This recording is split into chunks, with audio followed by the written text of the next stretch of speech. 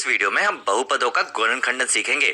तो अगर हमें कोई बहुपद दिया गया है x का वर्ग धन 6x धन 9 और अगर मैं तुम्हें कहूं कि इसका गुणनखंडन करना है दो द्विपद के रूप में, तो तुम्हें क्या करना होता है? तुम्हें इस 9 के ऐसे गुणन ढूंढने होते हैं जो गुणा करके हमें 9 मिले और उन दोनों गुणन को जब हम जोड़ें तो हमें 6 मिले। तो 9 के जो गुणन है वो है 1, 3 और 9। उनमें से अगर मैं 3 और 3 लेता हूं तो 3 और 3 को गुणा करके हमें 9 मिलता है और 3 और 3 को जोड़ के हमें मिलता है 6। तो हम जानते हैं कि इस बहुपद के दो गुणनखंड हैं x धन 3 और x धन 3।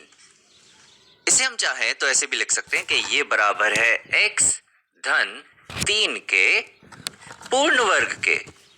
तो इस तरह से हम पूर्ण वर्गीय बहुपद का गुणनखंडन कर सकते हैं। अब अगर हम देखें कि ये बहुपद पूर्ण वर्गीय क्यों है, तो यहां मैं देख रहा हूं कि ये यहां हमारे पास 3 पद हैं।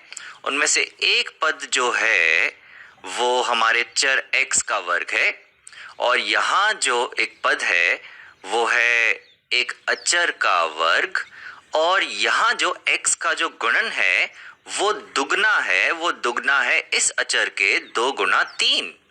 तो चलो एक उदाहरण से इसकी जांच करते हैं। तो अगर मेरे पास है a का वर्ग धन 14a धन 49, तो क्या ये इस रूप में है?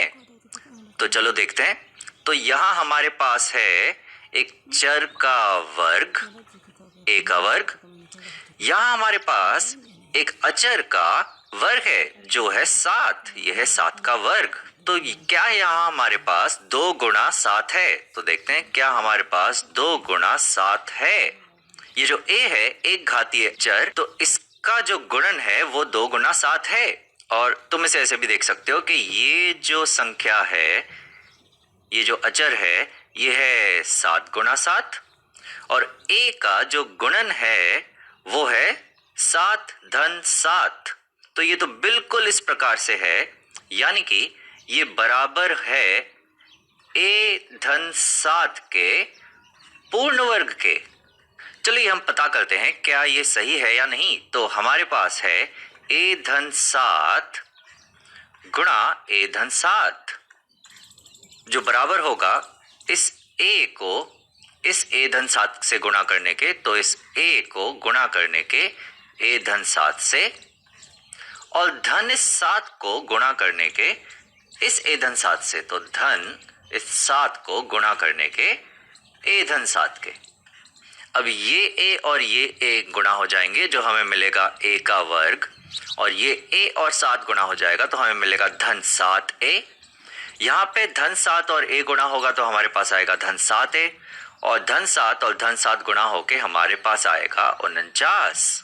तो तुम देख रहे हो कि यहाँ हमारे पास a का वर्ग है, यहाँ हमारे पास 7 का वर्ग है 49 और ये जो 14a है, ये 14a हमें यहाँ से आ रहा है 7a धन 7a से।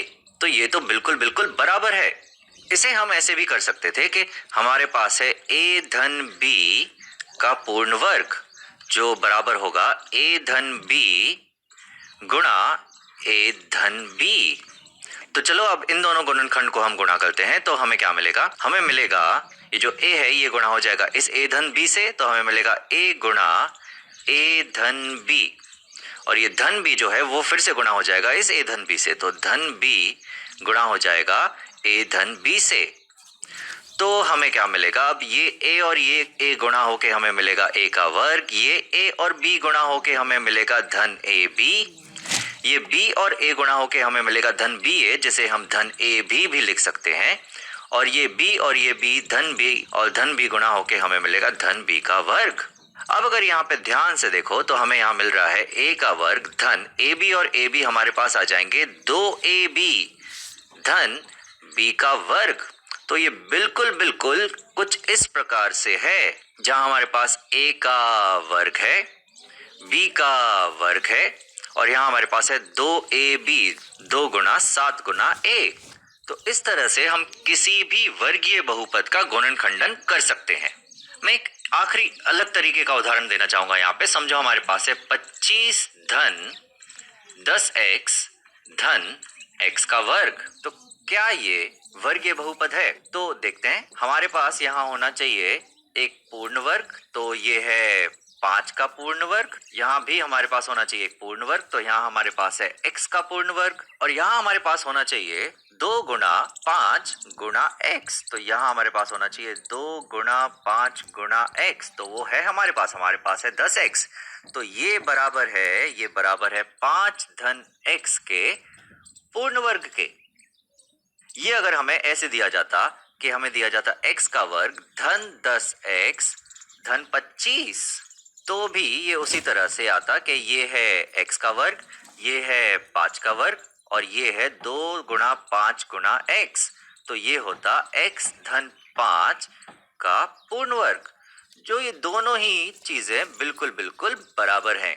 तो इस तरह से हम वर्गीय बहुपदों का गुणनखंडन कर सकते हैं।